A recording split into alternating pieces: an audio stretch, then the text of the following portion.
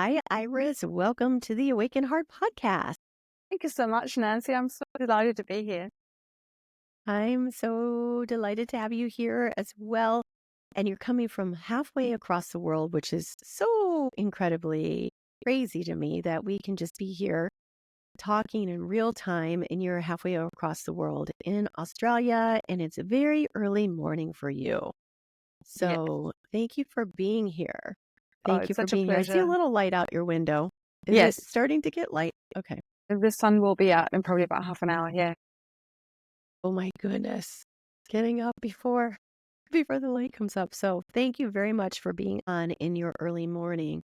So yeah, we're gonna have another great conversation. And I really like what you have to offer and what you're sharing with the world with the books that you've written. And let's dive in first into your book. Your body is the portal to your soul. And I know this is your newest one where you said it's for men and women. You mentioned that our bodies are our best friends and allies. Can you explain how we can begin to see our bodies in this way, especially when we've been conditioned to see them as our enemies? Yes. Well, let's start with the motivation, right? So your body is the only being you are absolutely guaranteed to spend the rest of your life with, right? It's literally going to be there till your dying breath. And like you said, most of us have been conditioned to look at our bodies as a tool or as something that just happens to be there, and it tries to communicate with us, and sometimes that feels unpleasant, and we've just been taught to suppress that in some way, whether it's with distraction or a screen or a pill or a coffee or vodka or whatever. But ultimately our bodies are intelligent beings in their own right. They know exactly what they need in order to thrive in 3D physical reality. They love us and they want to get our loving attention, and they want to go on adventures with us.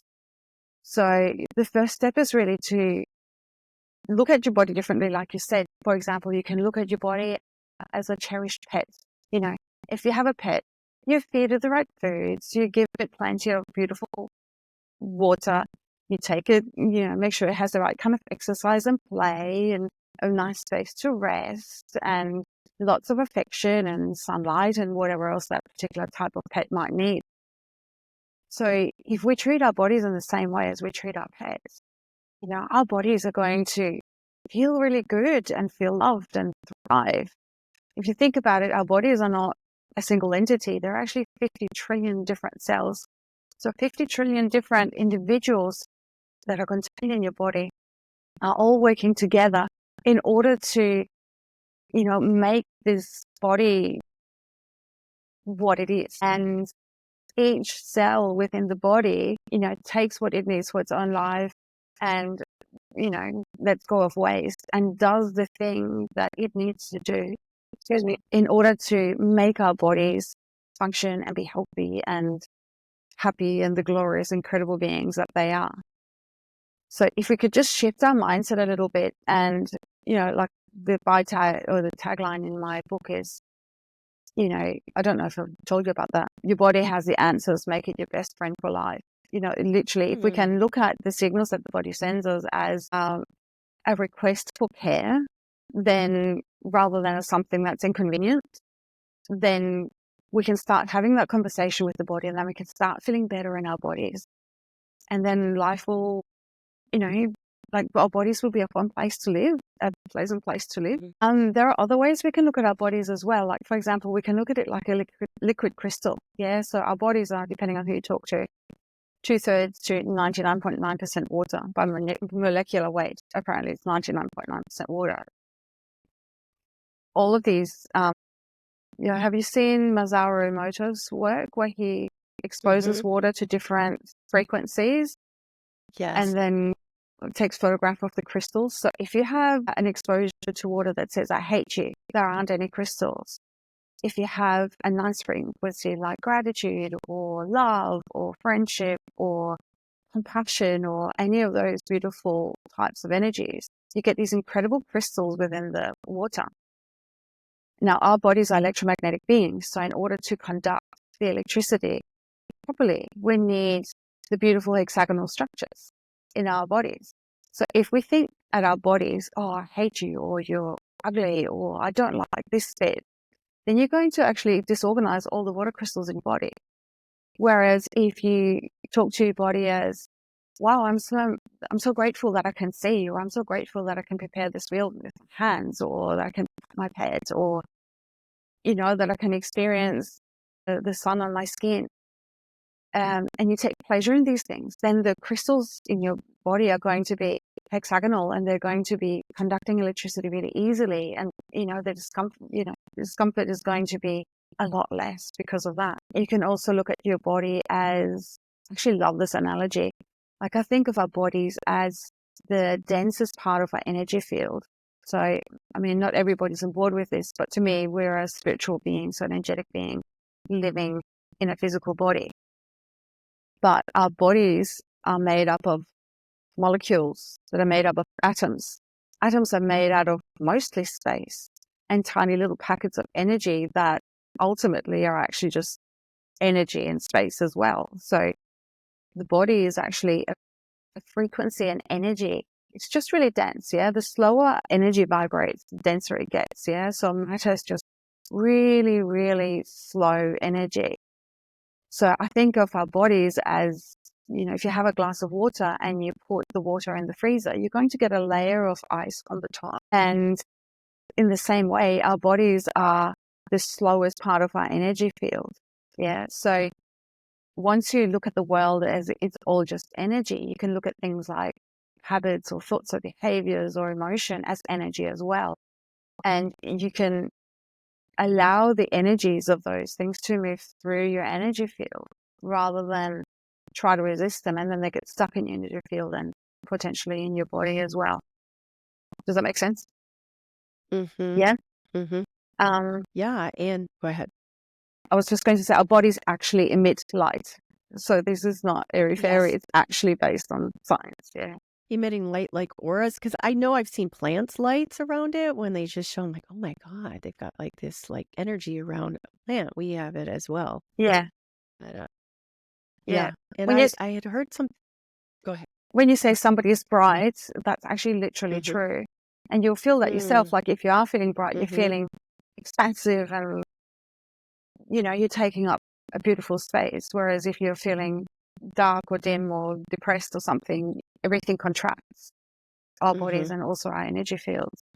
And I've heard something, well, first of all, the DNA strand, when you were talking about our bodies, loving our bodies, and just if you pull the DNA strand, it would wrap around the earth. Is it 200, 2,000, or 2 million times? I don't remember. It's something insanely incredible. Yeah. Yeah, our DNA. And then I've heard also that water somehow is in our brain. It's actually the conduit for, I don't know if it's for memory or whatever. It's seeing that it's in the water that's around your brain in the skull or Mhm. something. I forgot what it is. It's the conducer. Yeah. Well, the water that we consume mostly comes from deep space somewhere, right? So if water retains a Somewhere. memory of where from space, so Mm-hmm. the water Yeah. that we drink has a memory of deep space, or it has, it carries energy from deep space where it came from, and it carries the energy of where it's been, and it carries the energy of what it is you're emitting as you're drinking the water. Like, it's just phenomenal. It's so miraculous. Yeah. I never thought of that. I'm going to think of that. I'm going to drink my water. Space. Here. Mm-hmm. I have the Berkey filter. I love it. Mhm. Berkey. But yeah, that's yeah, water is like you need it to live. Sun and water. And air. Yeah, So, yeah, absolutely. and Yeah. air. And Yeah. air. Definitely It's air. pretty Yeah, important too. sun, Yeah. air, and water. Yeah. You need to be able to breathe. So, so what are some practical steps we can take to start listening to these signs in our bodies that our bodies are giving us? And how can we distinguish between what is a genuine signal from our body versus a thought driven by fear or conditioning? This is where the title of your podcast comes in, like the awakened heart. So the vast majority of people live their lives in their thoughts and their emotions. So they feel or they perceive or they have their consciousness sort of from the ears upward. Yeah. and they hardly ever feel what's going on sort of below, in the physical body itself. This is an observation from my years as a chiropractor. So what we need to do is actually drop into our bodies, take our awareness into our bodies. And the way that we do that is put our hands on our heart and just take a big breath consciously into where your hands are. And then, go in and feel your body. But you could start with just simple things. For example, if you've been sitting down for 2 hours on the computer and your shoulders are getting tight and sore, what your body is asking you, can you please get up and move? Can we please have a break? Get up and move and have a break. If you're thirsty, don't ignore it. It's very easy to ignore thirst. Get up, have some water, and ideally give the water a blessing or gratitude before you drink it so that we can up-level those crystals. If you're tired, don't have another coffee. Have a sleep. Like the way that I have arranged my work life is that I have a long enough break that I can actually have a 20-minute nap in between morning and afternoon. And it means that, I get a second lease on life and I feel great for the rest of the day. If you feel, exercise in some way that you actually really enjoy. So that could be something that you, the being, enjoy, or it can be something that... Can you see that? No. I can't see. Is that? I just wrote that on there. Can you What's see it say? Gratitude? Love. No, I can't see it. Sorry, hon. No. Sorry. Okay. Perfect. Anyway, I wrote love on my glass. I just Absolutely perfect. Yes. What was I talking about? Yeah, exercise. So find some kind of movement that you enjoy. People say, oh, what exercise should I do? Is like, do something that actually gives you joy. And that could be two kinds of joy. You can do something that the being enjoys, like if you have a beautiful place where you can go for a walk, then go for a walk. Sometimes there's a kind of exercise that you actually enjoy feeling in your body. Like I do a lot of yoga, and it's not necessarily, it's not necessarily the yoga itself that gives me pleasure, but I can feel how my body enjoys moving in all these different ways and building the strength and getting into these positions and holding them. So I know my body is enjoying it as the being that it is. And then I enjoy it as a consequence because I know that I'm nurturing my body. So it's literally just start somewhere. Like with any change that you try to instigate, start with something small and doable, right? And once you've mastered that, and it's only going to take a week or two, then start mastering the next thing. And then give it a week or two. And then slowly that way, incrementally, sustainably, you're going to start finding, ways to communicate with your body, ways to respond to your body that the body actually enjoys. If something is uncomfortable and you're reaching for something to make it go away, I encourage you to tune in and go, what's my body actually trying to tell me right now? Like what has got it to the point to where it's starting to try to get my attention in this way? Yeah. Our bodies want to be healthy. Our bodies want to thrive. Our bodies can navigate life without our loving attention up to a point. It's like driving from A to B and you get to B and you completely have missed the entire journey and your body's just done that. Yeah. Like you've sort of driven with your subconscious mind.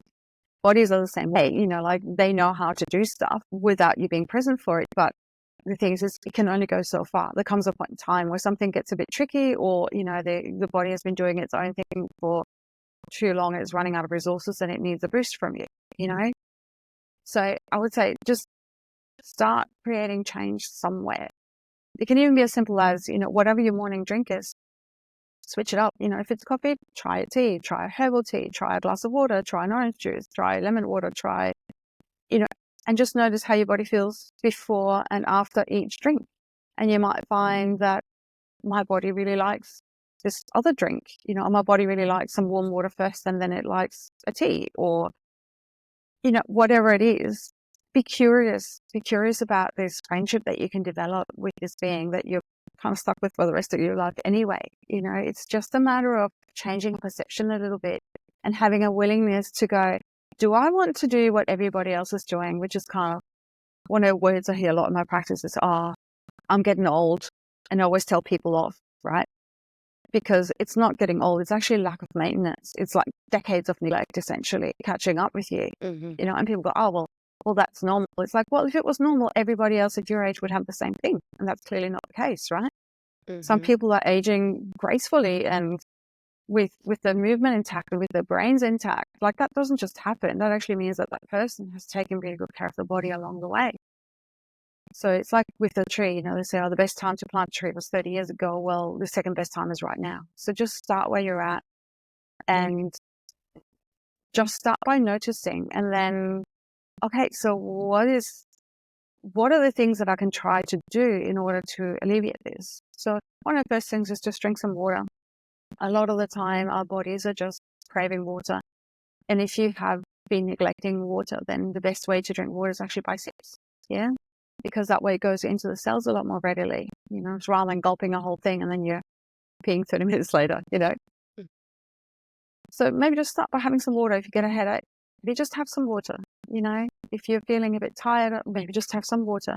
And if that doesn't work, then try something else that seems obvious in terms of where we're at right now and what the obvious next step is, if that makes sense. So Mm-hmm. start small, make it sustainable, and make it consistent. And the thing is, as soon as your body notices that it is getting loving attention, it's going to just feel so much better so quickly, because that's what's been craving your whole lives, probably. Or maybe Mm. since childhood.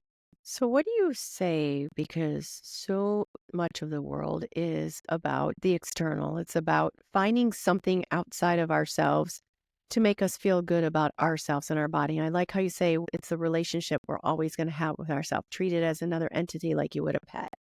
You take care of it. So there's so many things about, there's plastic.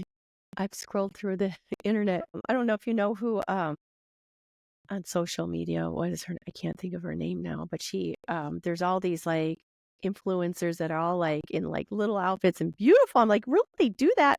Like dancing or doing something really silly, and then she does something and she makes fun of it. It's really funny.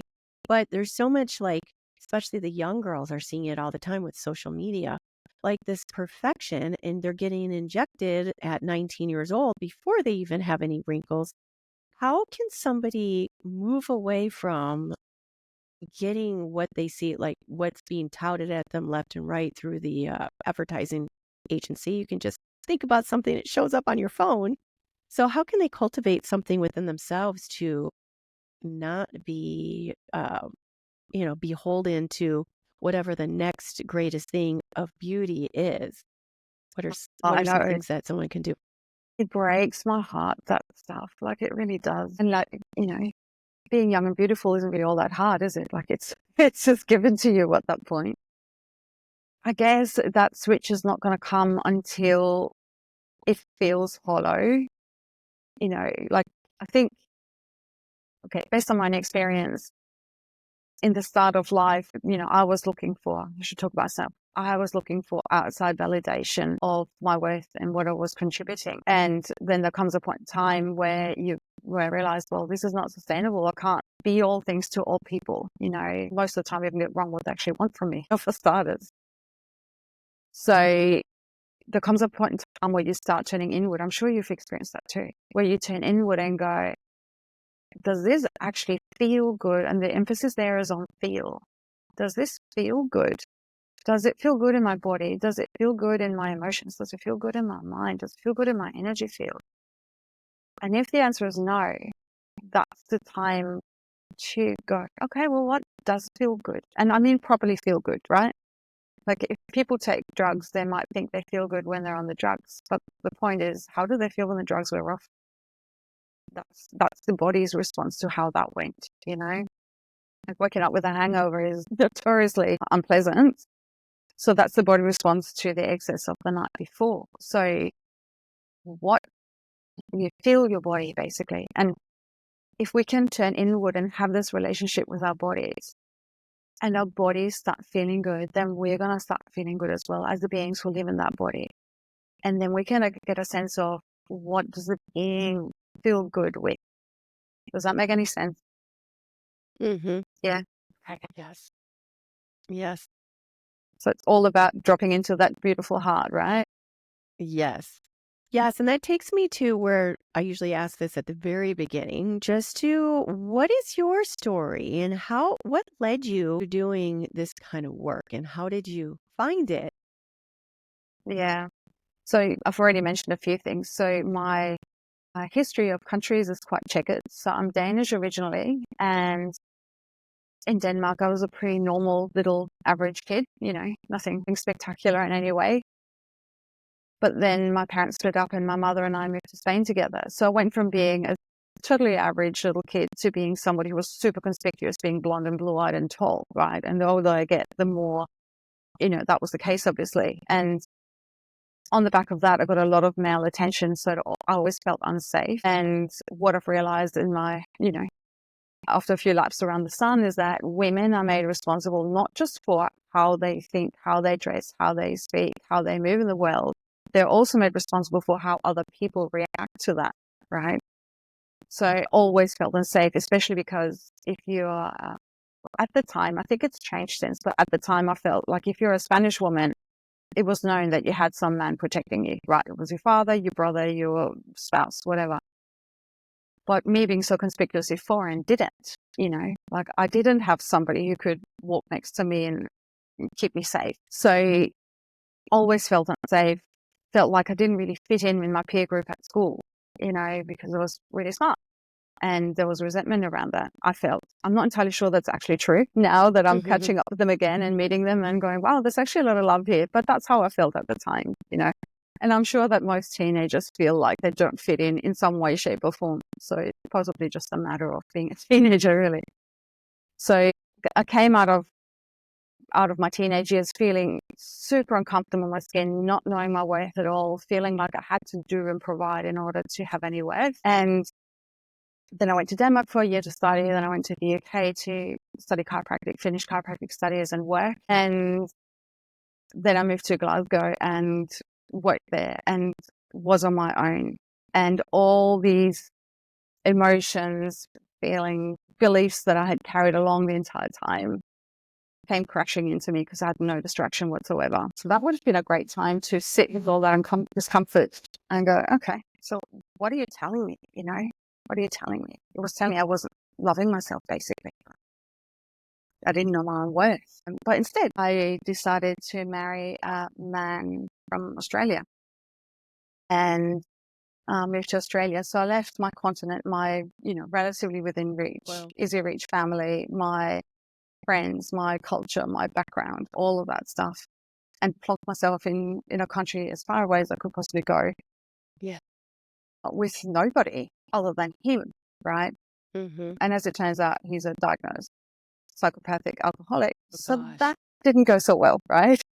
No. So within a year of me actually arriving here, there was a point in time where he called the relationship up for the third time. And I had the sense of, at this point in time, I can either break because that's what it's going to require to stay in this relationship, or I'm going to say, okay, this is it. And I think he was quite surprised that I stuck to it. This is it. Yeah. So I literally materialized my worst fear at the age of 27 or however old I was at the time. Like my fear had always been, standing out in the rain with 2 suitcases and nowhere to go. Mm. Thankfully, it was about 2 suitcases, but I did have somewhere to go and the sun was shining. So that was lucky. And then after that started this peeling back process. Okay, so what do you think I have been taught? Because I'm not going to say I was taught this because, children take everything personally and when they're learning how to live in the world. So what are these things I think I've been taught, and which ones of those actually apply and work? And the ones that don't, what do I need to replace it with? So it started a very long process of peeling those things back and getting to a place now where I do know my own worth, and I do know I don't have to provide. Like being who I am is the ripple I'm sending out into the world, holding the frequencies of gratitude and joy and compassion and love in my heart is what's really important. And then everything else around it is really just bonus, So yeah, that's it in a nutshell, I think. The question that I answered. Yeah. Well, for women listening who may feel stuck or unsure of their path, what is one piece of advice or wisdom you would offer to help them begin to reclaim their life's potential purpose and passion? Yeah, so you're referring to my first book at the moment called Passion to Thrive. Yes. Yes. Okay, so the advice, the one-liner advice is going to be just try something new. So in that book, what I do is I present different archetypes. So an archetype is just an energy that you can embody, right? So it's a logical conglomerate of behaviors and emotions and thoughts that go together, right? So as an example, a mother, a mother is somebody who is nurturing and loving and holds space really well and all these things that we know about mothers. Now, I will also say that the archetypes are very two-dimensional in a way, because clearly no mother can be like that all the time, right? That's just superhuman. Or there can be the storyteller who, uses her words to express and to create a change in the world with her words, So in any given situation, we've come out of our growing up thinking there's a certain role that we have to play. And most of us don't even know, it could be things like the rescue, if a mother upset, I've got to make sure she's all right. Like that was one of my personal ones, I've got to make sure she's okay. But do you though? Like, it's not really our responsibility what somebody else is going through, like we can sit with them and we can hold them, but it's not up to us to fix that, because that's that person's job, to sit with what's wrong or what's going on for them and work their way through that. So by actually going and fixing it, you're just empowering them. Controversial, potentially. So, try different ways of being in the world that you don't usually use. Like each one of these archetypes has a particular thing to contribute to your life. So, for example, if you are applying for a new job, I'm just going to very quickly tie in all the different archetypes here. The mother would say, okay, are you going to be earning enough money to feed the rest of your life? Will you have shelter? Will you have food? Will you have consistency? Will you have enough rest? Will you have enough, all these kind of things, basic practical things. The wild woman would say, okay, will you actually be enjoying your time there? Or is this just going to be soul destroying slog? The warrior would say, will you be able to live your values? Will you be able to stand up for yourself, or will you get squashed, right? The healer would say, is this a place where I can be vulnerable? Is this a place where I can express compassion? Is this a place where I can be, held in my heart? The storyteller would say, is this a place where I can speak up and speak my truth? Is this a place where my voice will be heard? The seer would say, can I see any patterns in this workplace that is going to, that is giving me the alarm bells that things are not quite what they seem here? Yeah. And the mystic would say, is this a way I can express my soul's purpose in this life? Yeah. And then we've got our younger self, where you can just go, would my younger self be proud of me? I do this. And we could go to our older self and go, our older self who's already been here and done that. Does she have some wisdom to offer in this context? Yeah. So, and I get it. Sometimes all you need to do is get a job so you get your basics covered, and all the other stuff, it's secondary at that point in time. But the thing is, if you do cover your basics, and then you will empower yourself, and then you can step into these other archetypes in terms of your job, that can then mean that you can align your life more with your soul's frequency, your soul's purpose. And how do you know that? Because if you're not in your alignment with your soul's purpose, life feels uncomfortable, and it's not a physical discomfort necessarily, but it just feels like there's got to be more to life than this. I wake up and I feel, oh, I've got to get up and do this thing again. How many of us do that? Yes. Like how important is it to have, the flashy car and the holiday home if what you pay for that is your precious time on earth, and you're paying it into something that you hate doing, that's a really high price to pay. And, I've been a cleaner, I've been an assistant in nursing, I've been a paper girl, and I actually found fun things to do with each one of those. So, that was the one that kind of brought the bacon home, as it were. And, it was great for that period of time. But now doing what I'm doing now, it actually feeds my soul, right? And also with the work that I've done, it's now, I've been a chiropractor for 30 years, right? So I'm now at a place in my practice where I come home from work and I just feel great about it. Like for many years, I came home and I was just utterly exhausted because I was overgiving all the time. So even though I was in alignment with what my soul wanted me to do, the way I did it in wasn't working for me because I was Mm-hmm. pouring more energy in there than I had to give. So growing older is really good because you pick up these little nuggets of wisdom as you go, and life can get better and better as you get older. So that was something Mm-hmm. I didn't know when I was young, right? Mm-hmm. No. Yeah. It's like if I could go back to a certain age, I'd want to bring my wisdom with me because, I mean, there's a certain age I'd love to go back to, but I'd like to go back to what I know now and go back Yeah, to then. Yeah. And it wouldn't even be super young. I think I would want to just stay at 38 forever.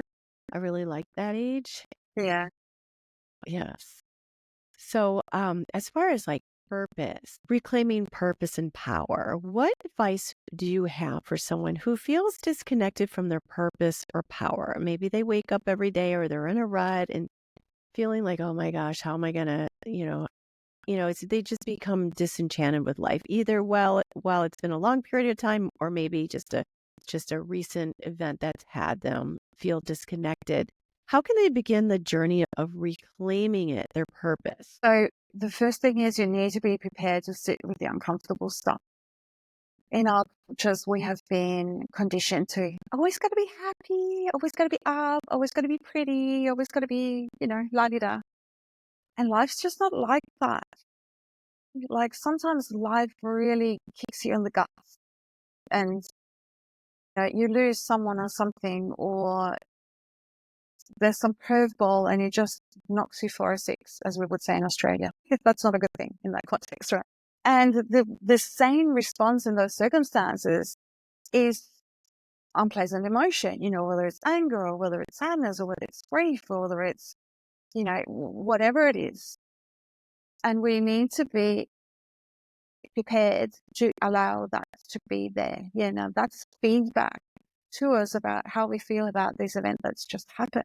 Like we need to go, okay, right now life really sucks. But if you're prepared to allow it to be there, and if you're prepared to hear what it is that energy has to tell you, it actually goes, right? So the unpleasantness is only unpleasant for a very long time if you resist feeling it, if you resist it being there, if you're pretending that all is well when it's not really, right? And that's a very internal process, I think. Like other people can hold space for you potentially, but you're going to have to just there with it and allow it to be there. And the more we can allow, the quicker it dissipates. So my personal trick in life has been practicing gratitude. Yeah. So I love gratitude because it's a magical thing where the more grateful you are, the more you will find to be grateful for. Like you get to look at all of your blessings. Oh, wow, I really am just so blessed and so grateful and so abundant. Like the sun just got up and the colors were beautiful. Wow, that's the first moment of magic in the world. My cat's just destroying the I furniture. know Anyway, mine just woke up. Stay over there, please. so the beautiful thing about having practiced gratitude for like as a conscious practice for 20 years is that now if something really difficult happens, and this year I've lost two dogs, one was my own, but wasn't, but like anybody who's lost a pet knows just how difficult that is. Mm-hmm. And even while I was in the depths of the grief of that, and I can feel it coming up as I'm speaking about it, I knew that down the track when all these waves of grief have, spent their energy, shall we say, and I've acknowledged it, what's going to be left is all the beautiful, joyful bits that we had together. Yeah. Mm-hmm. And would I choose to not have those in order to not have the grief? Well, no. That little dog was such a big part of my life for 13 years, Mm-hmm. So, in the same way, if we want to step into the next most magnificent version of ourselves, we need to be prepared to sit with that stuff. Yeah. Okay. So that was advice number one. Don't expect it to be butterflies and rainbows because doing personal work is gritty. Yeah. And it requires courage and it requires going against everything you've ever been taught about being happy, basically. The second thing is notice what actually lights you up. Yeah. We were saying before, lighting up is literal. It's not theoretical. Like we actually emit light from our beings. So what lights you up? What makes your heart sing?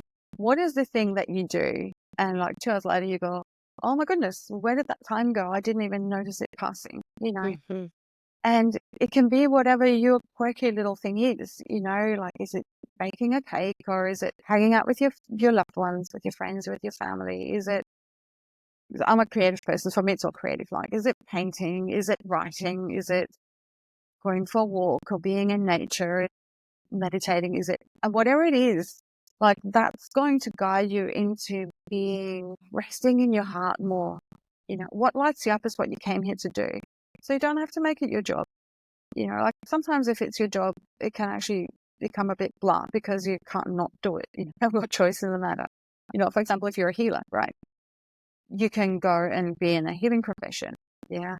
And that's great. But you can also be a healer and be at a checkout. You know, people will stand in your energy field and Mm-hmm. feel that energy of healing, and they're going to walk out and their lives going to be better, you know, and you're not under obligation to provide that for them. It's just something that happens naturally. Yeah. Does it make Mm-hmm. sense? So what Mm-hmm. is it that makes your heart sing? What is it that gives you joy? And if you haven't felt joy, if your heart hasn't been lit up for a long time, what did you enjoy as a kid? You know, like, what kind of kid were you? I was the kind of kid that was forever sitting in a room making creative stuff. So clearly creativity was it for me. Some kids really enjoyed going out there and playing sports with their friends. Some people were, you know, some kids really enjoyed playing board games. You know, whatever it is, just go back and go, okay, when was I happiest as a kid? And then just do that again. You know, life is a process. It's not an outcome. And the more we play with life, the less seriously we take it, the easier you're going to get in touch with your soul, right? Our souls are light-hearted, literally, like lit up from the heart, living in our heart. But they're also playful. They're also whimsical. They're also, you know, like, they're having a wonderful time even when we're having a bad time, right? If we're going through a bad time, our soul goes, wow, she's really, really being courageous right now and making a different choice from what she's done so far. I am just so happy that this is going on right now, and I can feel and experience all this stuff. As a human, maybe not so much, right? As a human, like, wow, this hurts. And I feel really uncomfortable right now. And this is just so bad. And I don't want to be feeling this. But, you know, if you can take yourself through that process anyway, it does get easier. Every time, sit with the hard stuff. It does get easier. And our natural state is one of love and gratitude and joy.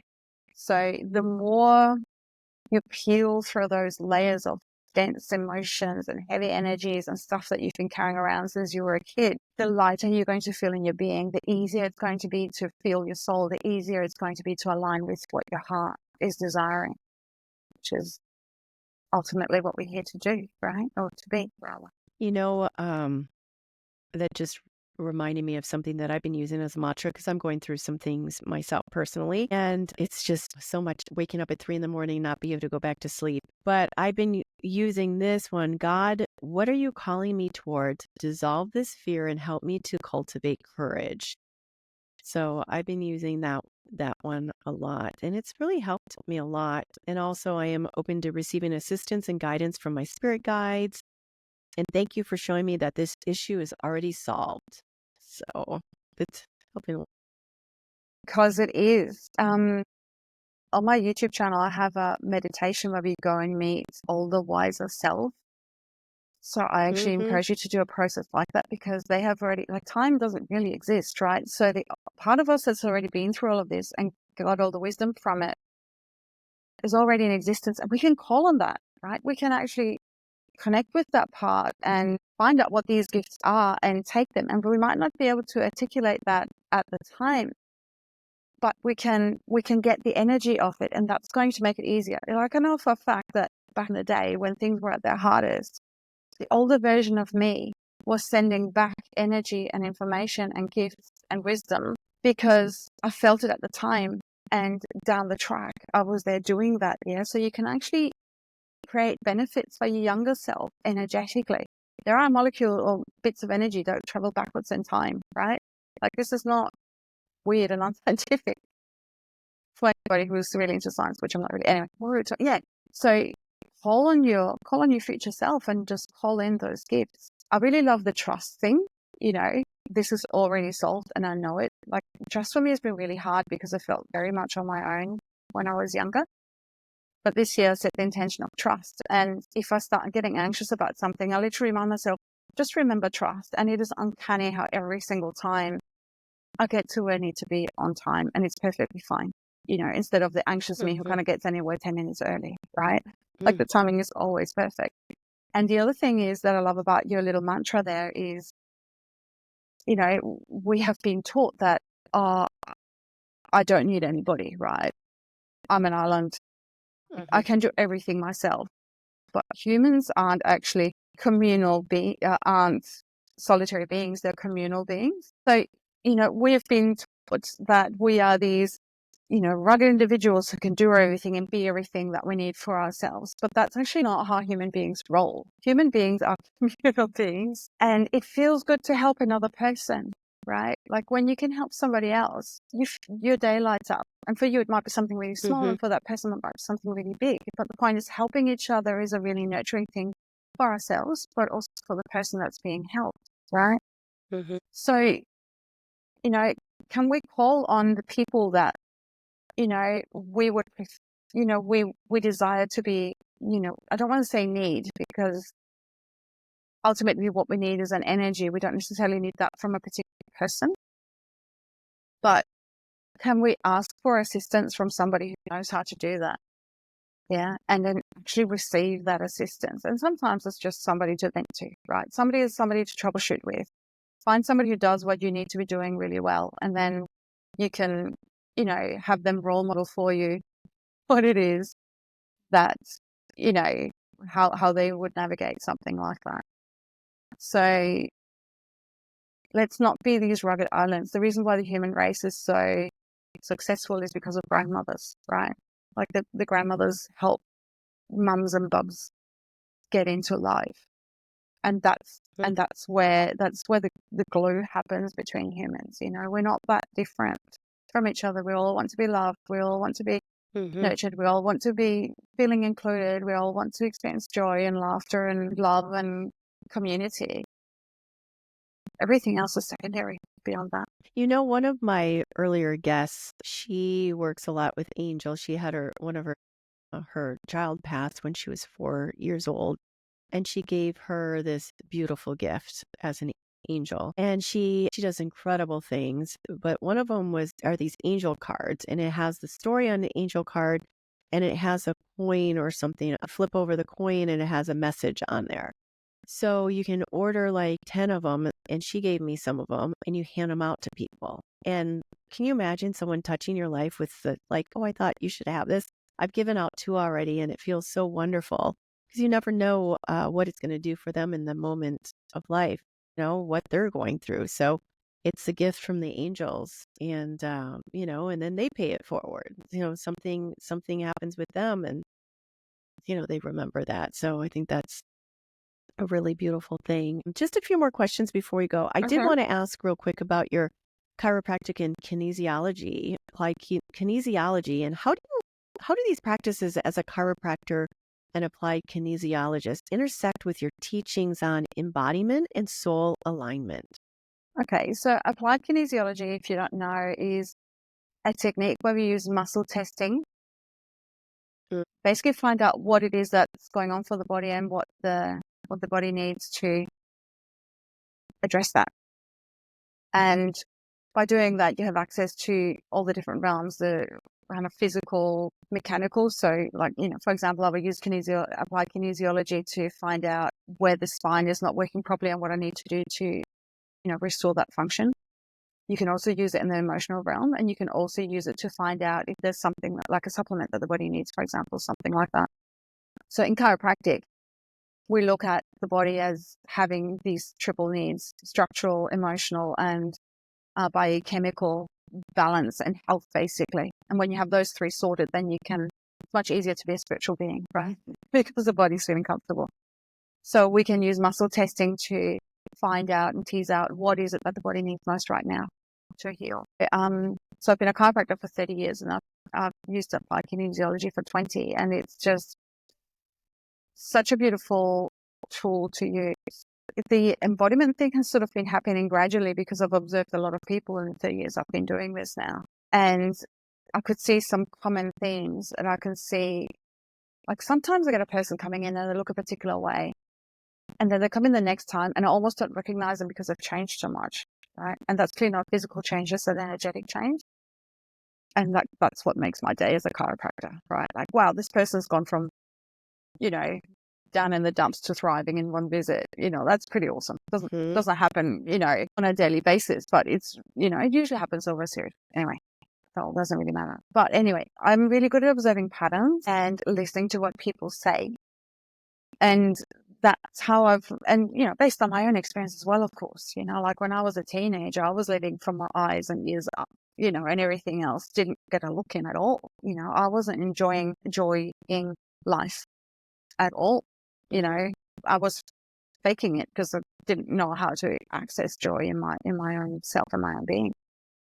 So based on my experience and based on what I observe goes on in others, I can then draw conclusions. And, you know, with the book writing, it's not really optional. Like these concepts and ideas drop in. It's like I get to see the pattern and I get to put words to it. And those words are going to sit in my head until I write them down. So that's how the books happen, you know, like it's like it is a channeled message essentially. Yeah. Mhm. And the interesting process with writing a book is as you're writing the book, you then get to practice what you've been preaching, right? So you get opportunities to practice what you've just written. So like I started out writing this second book, that Your Body is the Portal to Your Soul. And now after writing it and publishing it, I know that I relate to my body in a much deeper, much more caring and compassionate way than I did before I started writing the book, or even at the, you know, when I first published it. When I wrote Passion to Thrive, I thought I had a couple of these archetypes that were sort of my favorite and that I knew really well, and I knew how to really embody them. And embodiment means you take that energy and you kind of suffuse your energy field with it, so including your body. But after writing the book and really sitting with these energies, I realized I've got access to all of them. And it, you know, sometimes, you know, one of them is the one that's more appropriate for any situation and sometimes not. Like, for example, I remember I was 25 or 6 and somebody said to me, oh, well, you're beautiful and you have a lot of wisdom, but you need to get grounded. And I didn't even know what that meant, right? Mhm. Um, and now, like, for example, if we've been away or something and I come home, I'm suddenly find myself cooking this food, you know, or creating a marmalade or something. And that's me getting grounded through using the mother archetype of creating beautiful food that will then nourish my family. That's how I get grounded, you know. And back then in the old days, like food was something really just necessary to sustain life. It wasn't something to actually enjoy and get pleasure from. So the other aspect Really, of in your life, or just in your life, it was just to you didn't really get pleasure out of it. It was just to like, okay, I have to sustain my life. just Wow.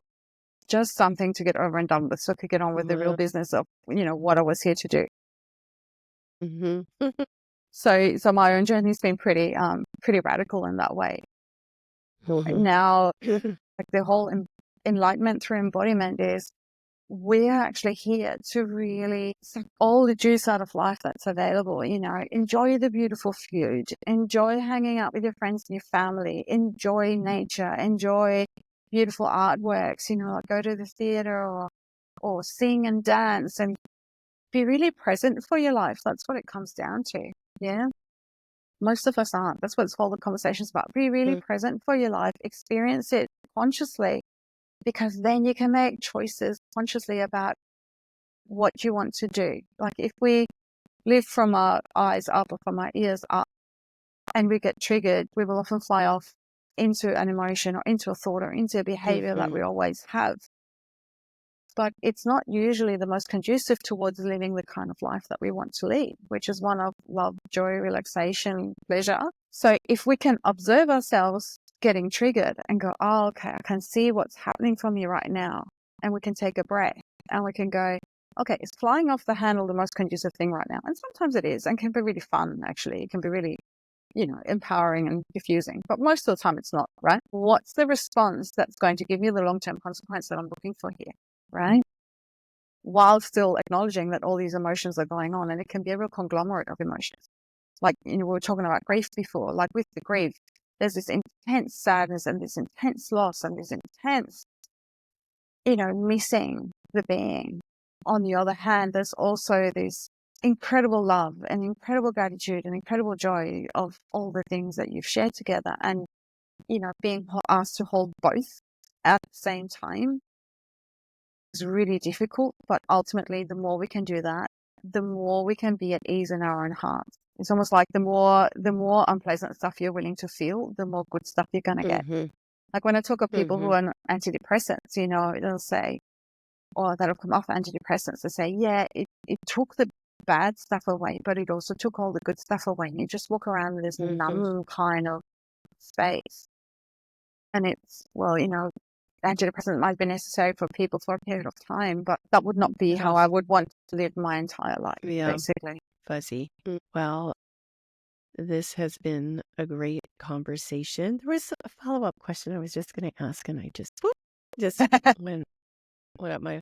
While I'm thinking of that question, can you let our audience know where to find you, how to work with you, where your books are, if you have anything coming up that's lighting you up?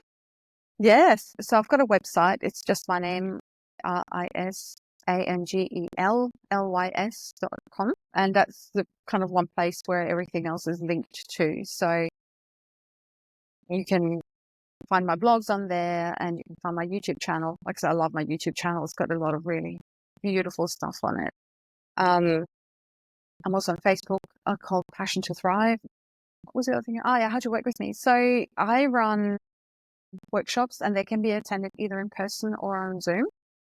And I put those on the website, on Facebook and on YouTube as well. My books are pretty much everywhere in terms of the big online bookstores. Or if you want a signed copy, mind you, if you're in America, it might not be feasible from a postage point of view. But if you want a signed copy, then I'm happy to send you a signed copy as well. And what lights me up right now, I'm working on a card deck.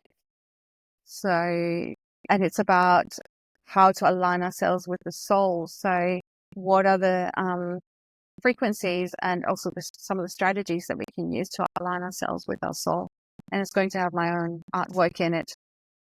Oh, you're So when doing that. I was just going to ask who's doing the yeah, artwork. How yeah, fantastic. I'm going to have to keep in touch with you to see when that deck. I've got like 10 decks. yeah, That deck. yeah. And there's a definitely And that, every situation, isn't there? Yeah. yeah, and you were talking about archetypes earlier, and I immediately thought about the tarot and all the, Mm. all the major arcana, the minors, and then all the, the suits. Astrology. Astrology is the same as well. Like Mm-hmm. it's they're everywhere. Roles that we Mm-hmm. play. Yeah. And a lot of the time they're equivalent as well. So if you can read tarot really well, then you would understand astrology really easily as well, and vice Yeah. versa. Yeah. I tried for a little bit. I did 2 courses on it. I'm like, "Oh my god, there's so much to learn, to, like, remember and learn." I mean, it's a tool for your using your intuition, but maybe I don't know, I gave it up a little bit. But I really was just in love with what the tarot had to offer and Mm. how, the whole story of it. It's just such a beautiful story. And then I have a bunch of oracle cards, so I'm really, really cool that you're coming out with your own deck and you're doing the art. So, Yeah. It is it can the other oracle way. or is it tarot? It'll be Oracle. You're Yeah. Yeah. Oracle. okay, very Yeah. cool. I was Very doing the art, cool. like when I do an artwork, I always think I start with blank canvas and I often don't really know Mhm. what's going to go on there. And then I love it. as I create it, the story comes out and I understand what it is that bit of artwork is trying to tell me. Yeah. So that's where Lets you open up, yeah. yeah, Again, it's a and receive that. channeled process. Yeah. You know what? I've done some writings before. I don't know if it's really channeled, but where it's like maybe it's the higher self or I don't know what it is. It's always so beautiful. I don't know if I do it with the other hand, but I do it, and it's just such a beautiful. It's not me writing it. It's such a beautiful, like uplifting message that always comes through. So, is that the guides? Is that my higher self, or what is that when I start writing like that? Does it matter? What matters is that it's joyful and uplifting and, Yes. is the message that you really resonate with at that point in time. And you can then take that energy of that message and carry it out into the world. Mhm.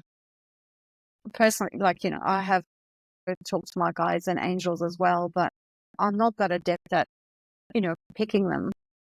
So I just trust that when something drops in, that comes from a being that has my thriving at heart, Mhm. that cherishes me and wants to promote me going into a brighter version of myself. Yeah, so just We enjoy the remember. process, like just, I'm gonna remember it. It's always the analyzing. Oh, what is this? Who is this? Wow, yeah, this is beautiful. What's coming through? yeah, Yeah. Yes. yeah. Just Yes. Listen to the heart. And that leads to the next question. What does it mean for you to live with an awakened heart? it comes back to what we talked about before, which is dropping into the heart and being really, really present for my life and experiencing that. Like I know I'm really blessed to live near a beautiful beach. And I know that I've walked that beach and come back and gone, okay, so my body got the exercise, but I didn't take any of it in. Okay, I didn't actually stop to receive and admire and revel in the beauty of it. That's not it. What it means to me is going to the beach and just seeing the beauty, feeling the beauty, feeling nature around me. And it's almost like I can then take a snapshot of that particular beach walk and take that with me and have that feed me and nurture me. So it's not complicated. It's not, it's simple, but it's not necessarily easy if you haven't got, if it's that you've been trying into. But I'm sure the people that listen to your podcast are aware, otherwise they wouldn't have resonated with your podcast. So Hmm. just being really present for what's going on right now. And that, whether it's pleasant or unpleasant as well. Boy, And a beautiful kitten. Hi. this is Ava. She was just like climbing up on a shelf. That's Ava. Oh, she's beautiful. I got my cat when she was 6, so there's a lot of kitten antics I haven't had to. I haven't had to. Can you hear her purring? No, she's gorgeous. Yeah, thanks. Something else, boy. I haven't had cats or kittens because my senior cat passed, my last one in March. She was almost 20. So I know the Wow. grieving process. I went through Yeah. it Yeah. big time. And then one of them stumbled. My friend found one a month later, literally a month from when she passed, found her in the woods. So, and then I got this one, 6 weeks later, so they grew up together. So, sorry about that distraction, That's but okay. I just wanted to thank you again on sharing all your insights and all your stories and, all this, how we can resonate and embody more of our body that's always with us. And it's such a, important thing. So many people are disassociated with their body. And it's something that's always going to be with us. So thank you for coming on the Awakened Heart podcast. And I'm just honored that you were here. Thank you so much. It's been such a beautiful time to spend with you. And I really, really love your light and your vibe. So it's been a real pleasure Thank you. to have this conversation with you. Thank you. Well, we're ending this podcast, and your son should be up. As you said, it was going to be up in about half an hour. What That's time right. is it there again? Like It's 6? just after 7 now. Yeah. Okay. Yeah. Sun's up. Okay. Sun's up. All Yeah. right. Well, thank you so much. Bye. Thank Have a good you. day. Rest of your Yeah. day. All Bye. right. Have a good rest of your Bye. day too.